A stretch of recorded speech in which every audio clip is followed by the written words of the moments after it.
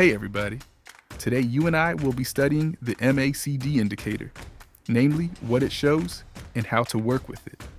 Today, I will give you two strategies, the usual one that everyone uses and a new trading method using MACD. Let's get down to learning the components of the MACD and how to navigate it. MACD is an indicator that has a few basic things going for it. The first is the MACD line itself. It's light yellow. Then comes the signal line, in relation to which MACD looks. In addition, there's a histogram, IEO, these squares, which shows the difference between the MACD line and the signal line. In this case, it is positive. And here to the right, you can see that it's negative because the MACD is below the signal line. There's a zero line to all of this. That is, we have a line of zero, and above which we have a positive value, below which we have, respectively, negative values. That's about the MACD indicator and what it shows. Now let's move on to the strategies that we can apply with this indicator. The first strategy is normal, involving two cases. The first case, the signal line and the MACD line must be below zero. That is, they are below the zero mark. Let me highlight in a contrasting color. Choose blue. And if the MACD line and the signal line are below the zero mark, then we will wait for the next factor, namely the MACD line crossing from bottom to top, the signal line, as we can see here.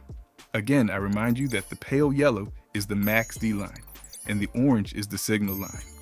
Because of this, we waited until the MACD line crosses the signal line from bottom to top, and it will all happen under the key level 0. At this point, we open a position. That is, in this situation, we open a position here and wait for the reverse crossover to occur. But I'll tell you about the release a little later. In the reverse case, we look for those moments when the MACD line and the signal line are above 0, i.e., so in this area. And accordingly, we wait until the MACD line crosses the signal line from top to bottom. As noted here, and a downside position is being opened at this point. That is, we see that the crossover has occurred here, and we open a position on the downside. This is about the indicator entry points for the standard strategy. Now let's move on to my more modified strategy. I'm about to find the right occasion. My strategy is that when we are in the lower area. In the case of a normal strategy, we are gaining long positions here. Then we will be gaining short positions here. And those positions would be that what we're actually seeing is that there was an upward crossover here where the MACD crossed the signal line from the bottom to the top. In the classic case, we open a position on the upside. But in the modified version of this strategy, I open a downside position in case the MACD crosses the signal line again from top to bottom. So we are under the zero line and we open a downside position. That is, in this case, there was a crossover and I opened a position down. That is the essence of this input. An example where we have a signal line above 0, meaning we see here a MACD line and a signal line above 0. In this situation, we will open a long position when the MACD line crosses the signal line from bottom to top. That is, in this case, there was a crossover and we open a position on the upside. This is actually what the modified strategy is all about. Now you and I will move on to the exit points. In the case of the usual classic variant, when we have a MACD and the signal line is below 0 and we wait for the signal line to cross from the bottom to the top, as happened here, we open a position and wait for the moment when the reverse crossover occurs. That is, in this situation, a reverse intersection has occurred. And accordingly, the position would be opened here and closed here when the reverse crossover occurred. And similarly, for the downward case, what we see in this situation is that we have a MACD line and a signal line above 0. Because of this, we are waiting for the MACD to cross the line from top to bottom. And at this point, we will open a short position, and the exit from this position will be concluded here when there will be a reverse crossover.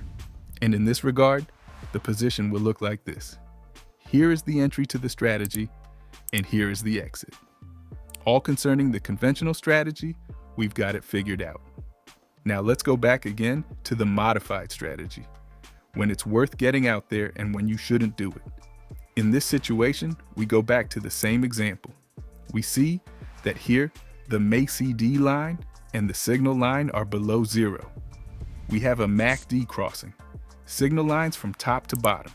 What that means is that we're opening a position on the downside, and we will close it when the nearest crossing occurs, any crossing.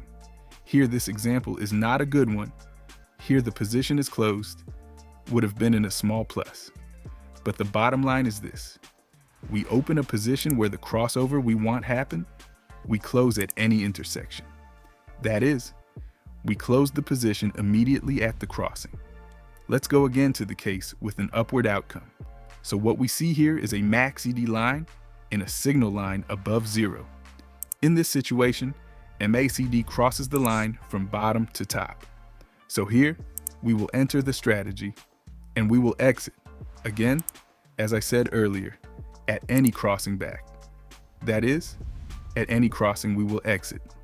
In this situation, we open here and close here.